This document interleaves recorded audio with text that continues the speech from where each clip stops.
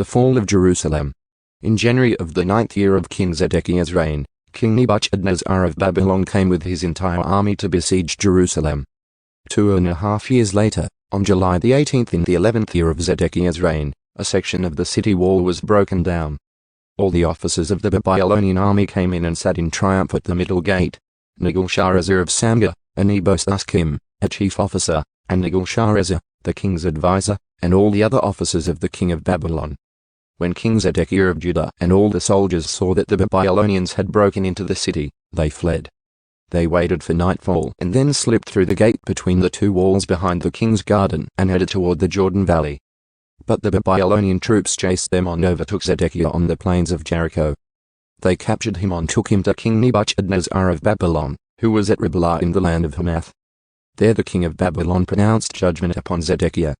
The king of Babylon made Zedekiah watch as he slaughtered his sons at Riblah. The king of Babylon also slaughtered all the nobles of Judah.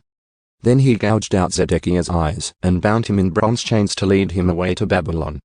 Meanwhile, the Babylonians burned Jerusalem, including the royal palace and the houses of the people, and they tore down the walls of the city.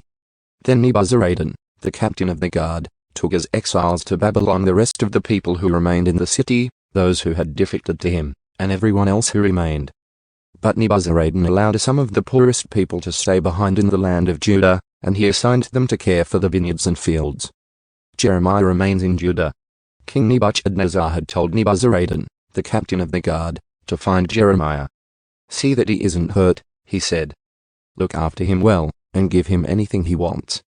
So Nebuzaradan, the captain of the guard, Nebuchadnezzar, a chief officer, Nigel-Sharezer, the king's advisor, and the other officers of Babylon's king, sent messengers to bring Jeremiah out of the prison. They put him under the care of Gedaliah son of Ahikam and grandson of Shaphan, who took him back to his home. So Jeremiah stayed in Judah among his own people. The Lord had given the following message to Jeremiah while he was still in prison. "Say to Ebed-melech the Ethiopian, this is what the Lord of heaven's armies, the God of Israel, says, I will do to this city everything I have threatened. I will send disaster, not prosperity. You will see its destruction. But I will rescue you from those you fear so much. Because you trusted me, I will give you your life as a reward. I will rescue you and keep you safe. I, the Lord, have spoken."